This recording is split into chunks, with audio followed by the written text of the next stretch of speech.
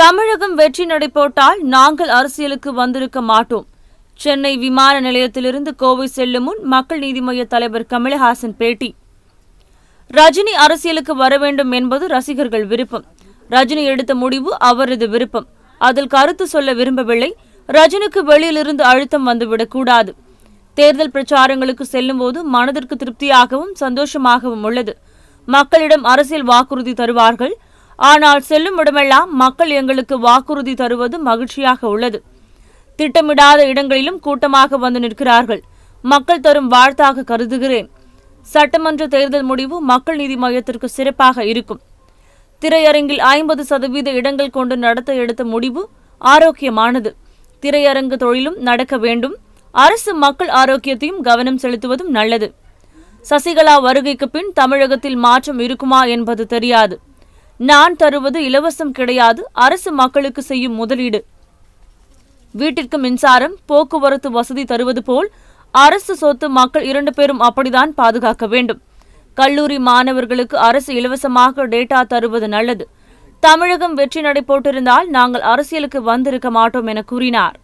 அது அவர்களுடைய விருப்பம்.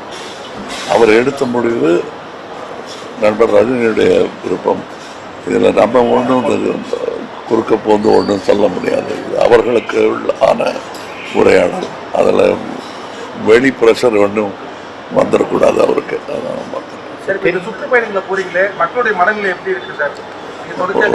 ரொம்ப எங்களுக்கு மனசுக்கு ரொம்ப திருப்தியாகவும் ஆதரவாகவும் சந்தோஷமாகவும் செல்லும் இடமெல்லாம் அவர்களுடைய வழக்கமாக வாக்குறுதி அரசியல்வாதி மக்களுக்கு கொடுப்பாங்க.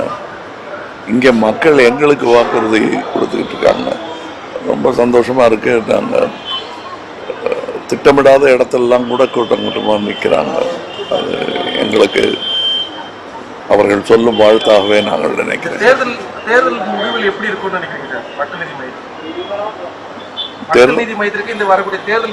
சிறப்பாக இருக்கும் என்று நம்புகிறோம். திரையரங்கில் 100% அடுத்து 50% எப்படி பாக்குறீங்க? ஆரோக்கியமான முடிவு. ரெண்டும் நடக்கணும். தொழில் நடக்கணும். அட் த சேம் டைம் அரசு ஆரோக்கியத்தையும் கவனம் செலுத்துவது நல்லதுன்னு தோணுது. சசிகலாவோட வருகைக்கு அப்புறம் தமிழ்நாட்டில் அரசியல் ஏதாவது மாற்றம் இருக்கிறது எனக்கு தெரியலங்க. நீங்க தான் சொல்லணும். ஆட்சியாளர்கள் இலவசத்தை கொடுத்து ஆட்சி பிடிச்சதா சொன்ன நீங்க இப்போ இலவசத்தை தரம் சொல்றீங்க. அது எப்படி பாக்குறீங்க? அது இலவசம் இல்லைங்க. அதான் திரும்ப பல இடங்கள்ல சொல்லிக்கிட்டு இருக்கேன். அது அரசு மக்கள் பால் செய்யும் முதலீடு.